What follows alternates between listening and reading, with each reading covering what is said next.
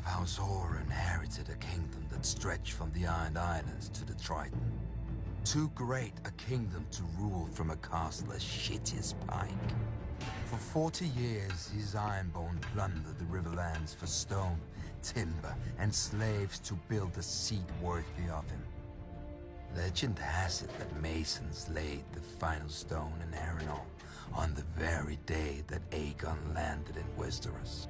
Could have been a divine omen. Could have been the Masons wanted to fuck off before the dragons got there. They weren't the only ones.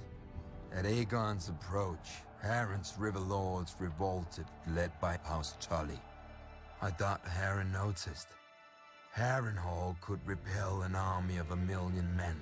No ladder could summit its walls, and no ram could shatter them.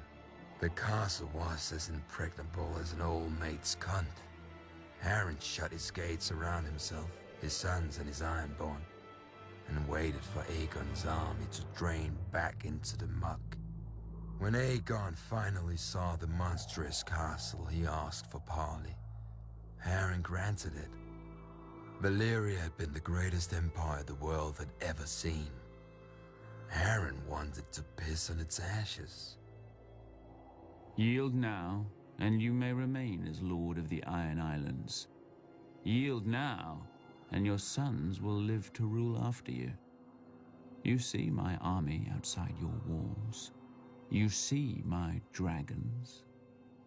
What is outside my walls is of no concern. Those walls are strong and thick.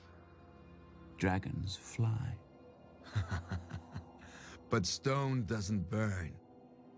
When the sun sets, your line shall end. Harren spat and returned to his castle. Once inside, he promised lands, riches, and Tully's daughters to whoever could bring down Aegon or his dragon.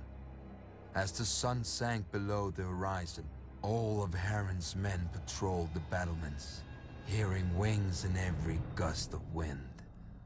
But the moon rose and sank, and no dragon appeared. While the Ironborn were ringing the battlements, Aegon drove his dragon Balerion higher and higher in the night sky, so that even the great castle of Harrenhal looked like an anthill below them.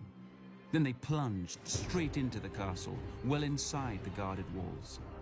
The 5 towers of Harrenhal reached towards Aegon like a hand. Balerion opened his mouth and bathed all the fingers in flame. Harren was right. Stone doesn't burn, but men do, even when they're Ironborn.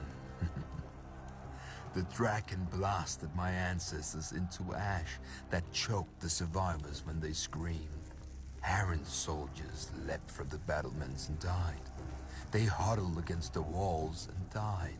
They fled across the yard and died. Harren and his sons took shelter inside the castle. The stone didn't burn, but as Balerion blasted it with fire, it glowed white-hot. The world's greatest castle became the world's greatest oven, baking the last of House Horror within it. Outside the castle walls, the towers of Harrenhal glowed red against the night and began to twist and melt like 5 huge candles, with liquid stone trickling down their sides like wax. The next morning, Aegon forged a new Riverlands. He named the rebel Edmund Tully as his Lord Paramount of the Trident, and had the other river lords swear him fealty as their new liege. For centuries, House Horror had terrorized the Riverlands. Under House Tully, the Riverlands would at last return to peace and prosperity.